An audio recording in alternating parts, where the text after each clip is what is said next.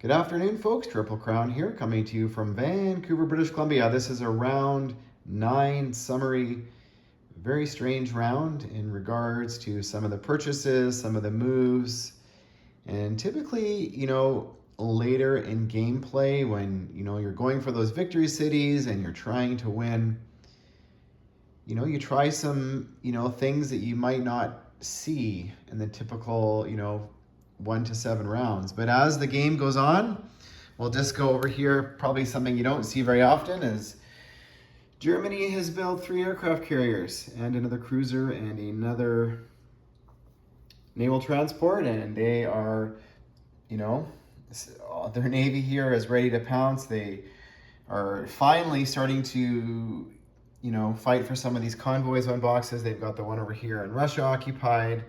They lost the one in Canada. They lost the one here in the middle of the Atlantic, and the Americans tried to liberate this one, but the submarine won that battle against the destroyer.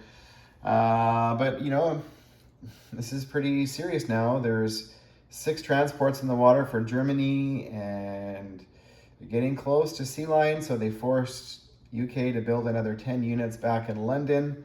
They could very easily drop off here in Quebec. They would not get through this Allied Navy off the coast of Washington and New England. There's a couple fighters there ready to scramble, and a couple tanks, and a bunch of infantry ready to go liberate Quebec, should that's what the Germans do. So very unorthodox. You don't normally see Germany with a navy this big.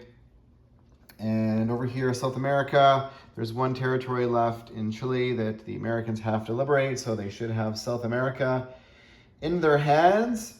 And sometimes, we'll get into why fortifications are important. And over here, so the Italians did a failed 2-round attack against the British in Cairo. What happened? Well, the British had a fortification.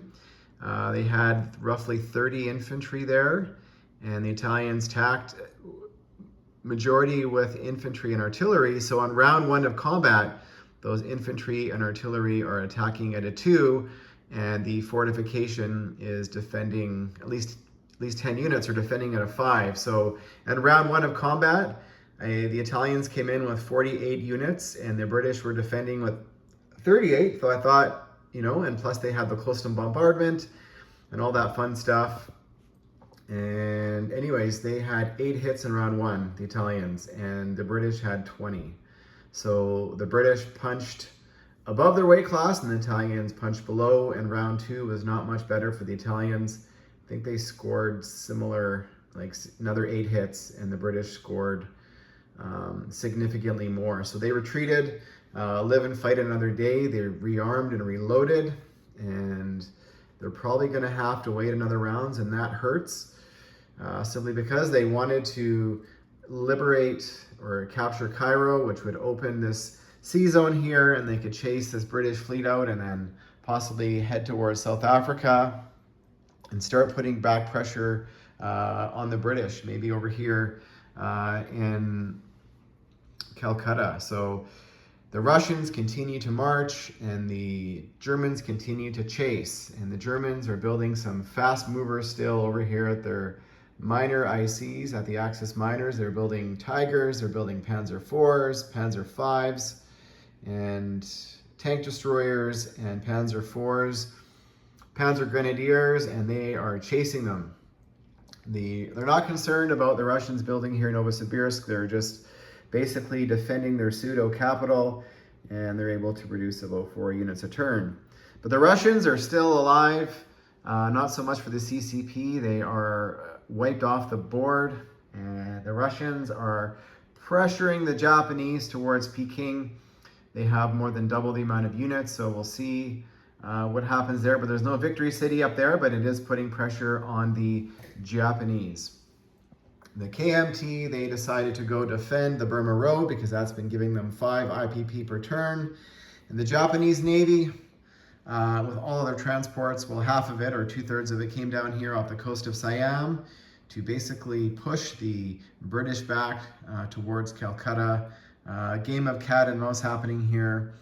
The other Japanese Navy came off the coast of New Guinea? Why do I always say Dutch New Guinea. And anyway, so they forced the New Zealanders and Anzac to basically retreat here to South Australia. However, they did build a transport here in New Zealand. So they are prepared next turn to, grab one of these two money islands and maybe liberate New Guinea, or is that Rabaul? Anyway, so they could liberate one of those. Yeah, so that's kind of what's happening. The Americans came back to Wake Island and they built more Navy. They built more Navy here. They've got 10 loaded transports sitting here in Wake Island. And this is something that you let me know. So 2 turns ago, or even this turn, the Japanese could have captured the Philippines, but do they need to? Do they need to capture the Philippines in this game, or do they need to just keep what they have? So they have to rely on the Germans to basically save the day with the Italians to take Cairo, to take Calcutta. And as long as they can hold on to Singapore, Hong Kong, and Shanghai and Tokyo, they should be okay. But America here as well, they've got 5 loaded transports from Wake. They could go reinforce and fly all of their aircraft to Manila. But is that wise, or should they tempt the Japanese to take it and then maybe take it back? So we'll see. There's currently about 15 units there now sitting, so that'll be 25 plus 10 aircraft. The Japanese could take it, but would that open up Shanghai? Would that open up Hong Kong? Not quite sure. So America built another carrier, a battleship, attack transport, and naval fighter. The Japanese built a Yamato and another 2 carriers. So Japan's economy is pretty healthy. They're making close to 90. America's at 110 with being convoyed, and the Germans are at about 115 as well. The Italians are at 38, and the British now that are being convoyed, they're about the same.